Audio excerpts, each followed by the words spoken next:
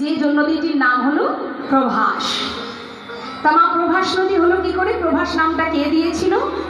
না চন্দ্রদেব, যার ছিল 27 জন সহধর্মিণী স্ত্রী। চন্দ্রদেব গুরুপত্নীর প্রতি আকৃষ্ট হওয়ার কারণে গুরু বৃহস্পতি তাকে অভিশাপ করেন। যখন অভিশাপ দেন, কি অভিশাপ? না তোমার ক্ষয়রোগ হবে, তুমি একটু একটু করে একটি করে কলা ক্ষয় হতে হতে একদিন তুমি শেষ হয়ে যাবে। এখন গুরুবাক্য কখনো ব্যর্থ হয় না, এটা মাথায় রাখবেন। গুরুদেব যদি রুষ্ট হয়েছে মা, তার জীবন শেষ, ধ্বংস হয়ে যাবে।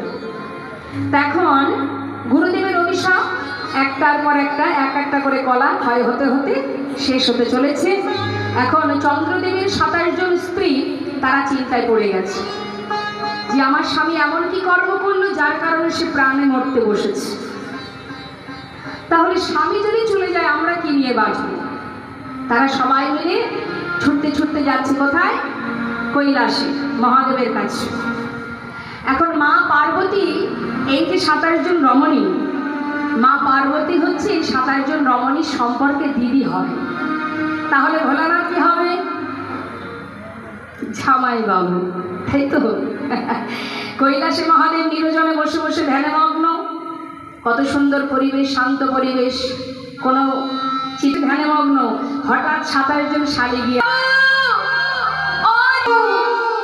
ভোলানাথ মনে মনে ভাবছি এখানে এত শালী আছে জানতাম না। এত শালী একসঙ্গে চিৎকার করছে। ভোলানাথ মনে মনে ভাবছে দেখা সাক্ষাৎ নেই, আসা যাওয়া নেই, সেই জন্য বোধহয় ভুলে গেছি। তা যাক, শালীগণ সবাই এসে হাজির। বিপদে পড়েছি, তা তো বুঝতেই পারছি। বিপদে পড়েছো বলেই আমাকে স্মরণ করেছো, না হলে অন্য সময় তো মনে থাকে না। তা কি হয়েছে? যেহেতু শালী বলে কথা, উপায় তো একটা বের করতেই হবে। কি উপায়? কি হয়েছে আগে শুনি।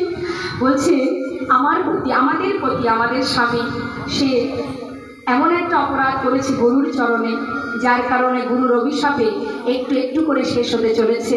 তাই স্বামী যদি চলে যায় আমরা কি নিয়ে বাঁচবো? আমরা সতী রমণী কি আমাদের রক্ষা করবে? কার আশ্রয়ে আমরা থাকবো? আমাদের উপায় কি হবে? কি করে স্বামীর প্রাণ ফিরিয়ে নেব? কিভাবে পাবো তাকে? তখন মহাদেব বললেন, এক কাজ করো, আমার মাথায় যে জটা আছে এর মধ্যে গঙ্গা বাঁধা আছে। এক কাজ করো, তোমাদের স্বামীর একটি গলাও যদি বেঁচে থাকে আমার এই গঙ্গার মধ্যে তাকে রেখে দিয়ে যাও। এটা হচ্ছে অভিশাপ রূপ।